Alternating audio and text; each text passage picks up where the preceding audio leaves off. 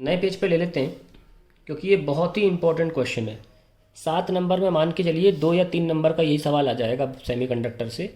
सबसे important question यही आता है, why photo diode is used in reverse bias.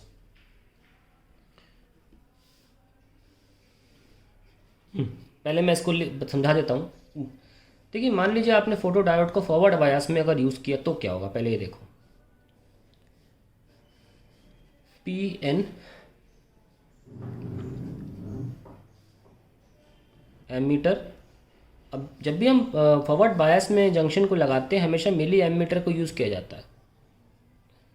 Milli ammeter को यूज़ किया जाता है, यानी कि मिली एमीटर में कैसा होता है, 1 मिली एम्पियर, है ना, यहाँ पे 2 मिली एम्पियर, 3 मिली एम्पियर, तो इसका लीस्ट काउंटी मिली एम्पियर है, and so on. Suppose 5 milli ampere का एमीटर आपके पास मिली एमीटर रखा हुआ है। इसका सबसे बड़ा लीस्ट काउंट 1 मिली एम्पियर है, और 10 डिवीजन होते हैं। वैसे कई बार 20 डिवीजन भी हो जाते हैं जब 10 लेके चलते हैं। 1/10 कितना हो जाएगा, 0.1 मिली एम्पियर, इतना हो जाएगा। ठीक है, इससे कम आप मिली एम्पियर से नहीं नाप सकते, 1.1 मिली एम्पियर नाप सकते हैं। तो होगा क्या, मान लीजिए आपने इस लेवल पे आपने फॉरवर्ड बायसिंग कर रखी, तो कैसी आएगी कैरेक्टरिस्टिक्स, आईवी कैरेक्टरिस्टिक्स आएंगी इस तरीके से। फॉरवर्ड बायसिंग में लगा रहे हैं ना, इस तरह से आएंगे आईवी कैरेक्टरिस्टिक्स। यहाँ तक तो नी वोल्टेज है, उसके बाद सडनली बढ़ना शुरू हो जाएगा फॉरवर्ड बायसिंग में। अब आपने लाइट गिराई, जानते हैं लाइट गिराने में due to photons the current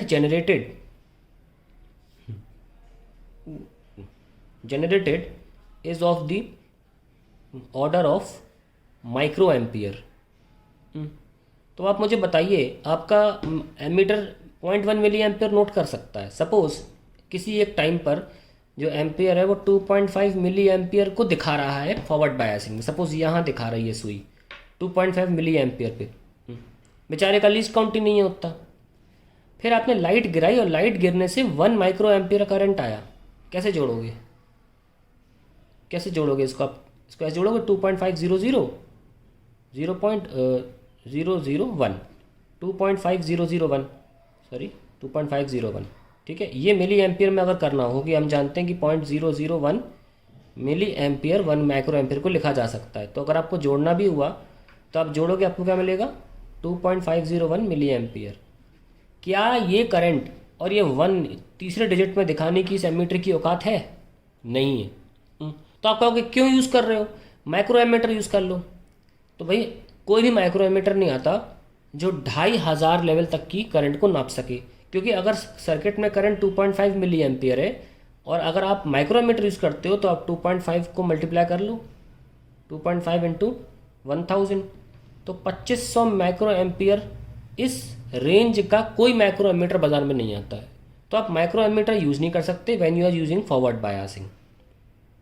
और अगर आप फॉरवर्ड बायसिंग में ही लाइट के गिरने के करंट को परसीव करना चाहते हैं तो आपका लीस्ट काउंट ही नहीं है इतना जो परसीव कर सके। लीस्ट काउंट नहीं दिखा पाएगा, वो 2.5 पे ही रहेगा हमेशा, क्योंकि उसके पास मूव करने के लिए अगला 2.6 है, बस 2.501 थोड़ी ना है। इसलिए हम क्या करते हैं, फोटो डायोड को रिवर्स बायस में यूज़ करते हैं। रिवर्स बायस में हमको पता है कि करंट माइक्रो एम्पियर में ही होता है, पी और एन, हमने रिवर्स बायस में यूज़ कर लिया। और ऐसे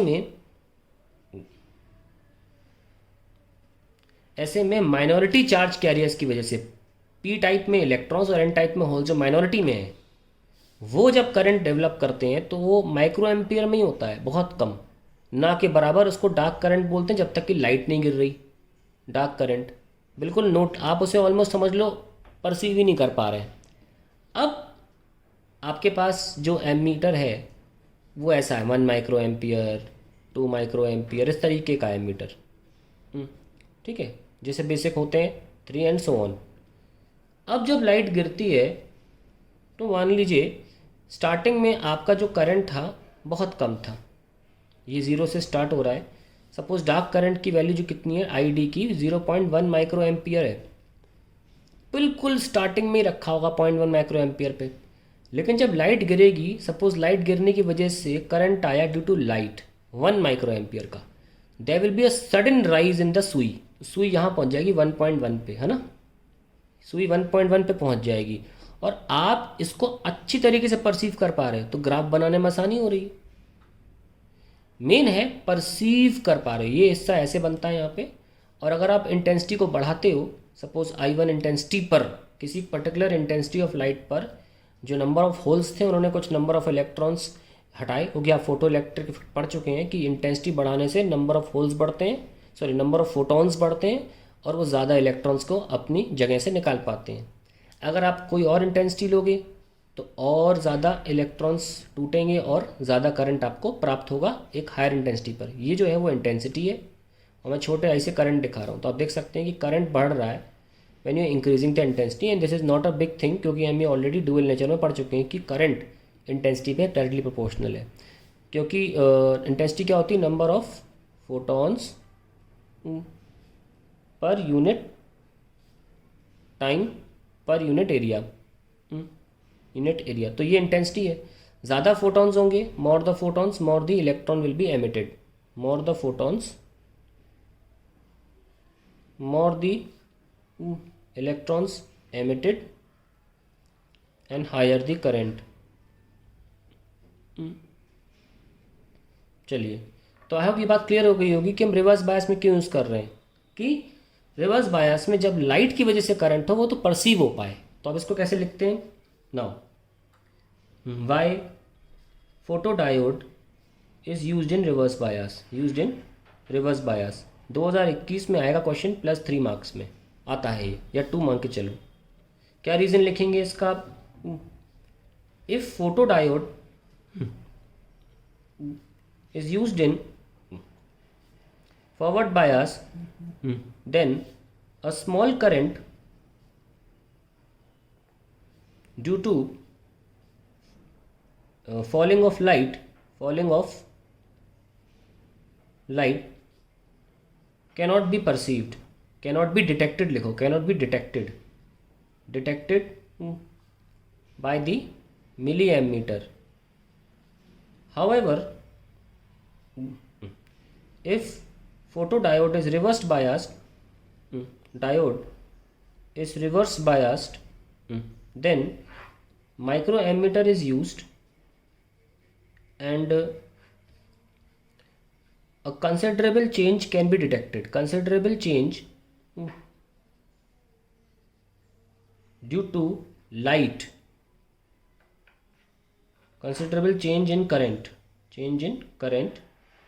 due to light can be easily detected. That is the only reason why we are using photodiode in reverse bias.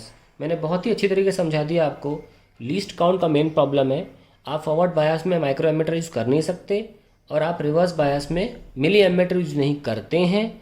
और दूसरी बात, डार्क करंट की बहुत कम वैल्यू होती है, जिसकी वजह से अगर कोई भी लाइट गिरती है जिसकी वजह से करंट आता है वो आसानी से परसीव हो सकता है। कम भाषा में कोई पूछे एक लाइन में बताओ कि रिवर्स बायस में यूज़ करते हैं फोटोडायोड को, आप बोलोगे क्योंकि रिवर्स बायस में change in current due to light आसानी से डिटेक्ट हो सकता है। बहुत छोटा कर दिया मैंने, क्या, because in reverse bias change in current due to light can be easily detected. इतना भी लिख के आ जाओगे तो आंसर मिल जाए, क्योंकि कई बार ये क्वेश्चन 1 मार्क में भी आया है। तो 1 मार्क में ये लिखोगे, 2 मार्क में ये लिखोगे, जब तो आप बताओगे कि यहाँ फॉरवर्ड बायस में क्यों नहीं हो सकता था। और 3 मार्क्स में अगर आया तो ये एनालिसिस चलेगा फिर आपका लीस्ट काउंट वाला, प्रॉपरली समझाएंगे आप। यही क्वेश्चन एक अनोखा क्वेश्चन है जो 1 में भी आता है, 2 में भी आता है, 3 में भी आता है, और आपको लिखना आना चाहिए। ये 1 मार्क, ये 2 मार्क और ये 3 मार्क। ये 3 मार्क में आप ऐसे समझाएंगे। लगे हाथ हमने आपको शायद शब्दों में नहीं लिखवाया फोटोडायोड की पूरी प्रोसेस, मैं छोटे से लिखवा देता हूँ, क्योंकि एग्जाम में तो आपको थ्योरी लिखनी है, अगर कैसे लिखोगे। तो मैंने आपको सब कुछ समझाया यहाँ पे फोटोडायोड कैसे काम करता है, लेकिन इसकी पूरी प्रोसेस आप लिख दें तो सही रहेगा। चलिए working of photodiode.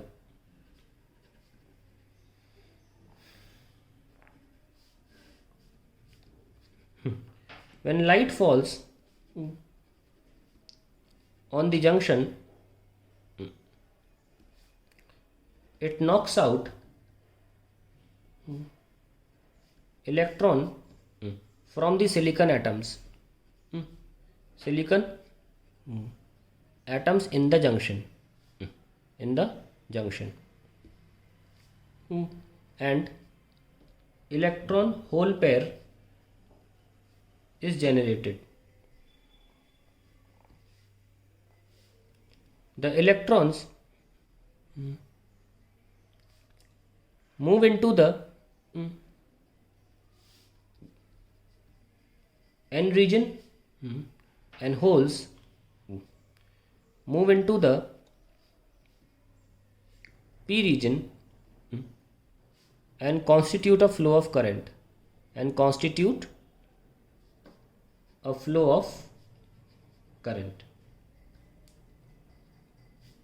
This is how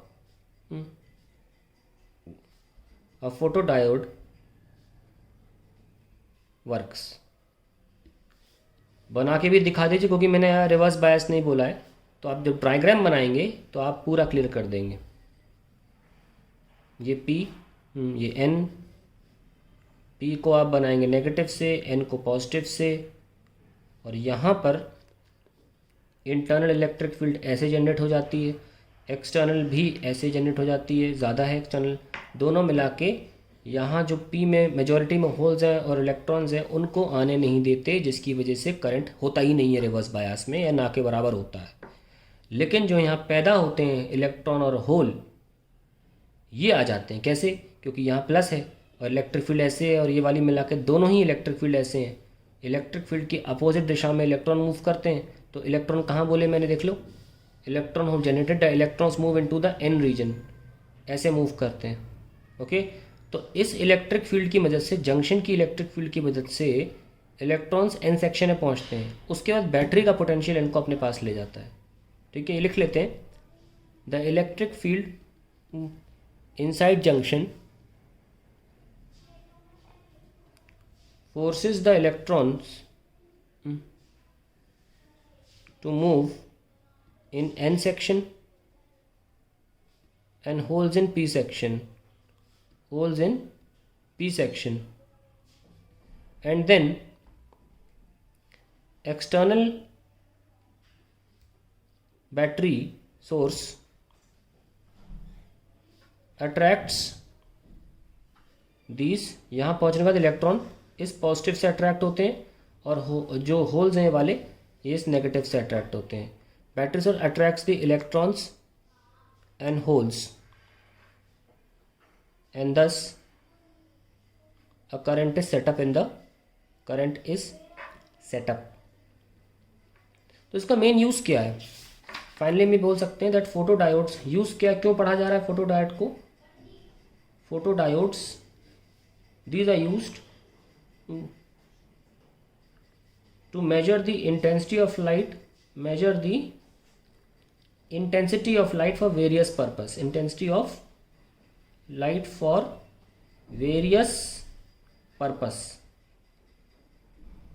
बहुत सारे जगह पर इंटेंसिटी ऑफ लाइट की मेजरिंग से बहुत सारे काम हो जाते हैं. जैसे कि मान लीजिए stadium, cricket stadium, football stadium में लोग एंटर कर रहे हैं, अब गिनोगे थोड़ी ना, ये काम फोटोडायोड करता है. तो फोटोडायोड के जो के ऊपर सनलाइट या कोई लाइट गिर रही, सनलाइट बोल दिया मैंने, कोई भी लाइट गिर रही हो, उसके रास्ते में जब आदमी आता है तो suddenly current drops to zero, और वहाँ पे काउंटिंग हो जाती है कि अगर आदमी ने एंटर कर लिया है. फिर दूसरा आदमी आता है, फोटोडायोड पे गिरने वाली लाइट के रास्ते में आ जाता है, फिर लाइट का कनेक्शन कट ऑफ होता है, जिसकी वजह से करंट फिर ज़ीरो हो जाता है, और हटते ही करंट फिर आने लगता है. तो ऐसे जब भी हटता है करंट, तब तक आप काउंटर लगा लेते हैं, और ऐसे number of people in a stadium गिने जाते हैं. ऐसी बहुत सी जगह हैं जहाँ इंटेंसिटी नापने से और भी दूसरी चीज़ें करी जा सकती हैं. तो मेनली काम ये है, फोटोडायोड्स का इस्तेमाल होता है to measure the intensity of light for various purpose. Burglar alarms है, जैसे counting people in stadium, burglar alarms, ये सब चीज़ें आप याद रखें. बगलर अलार्म्स और भी नेट से या किसी किताब से आप देख सकते हैं, ये इंपॉर्टेंट नहीं है अभी बताना, ये तो आप खुद भी देख सकते हैं।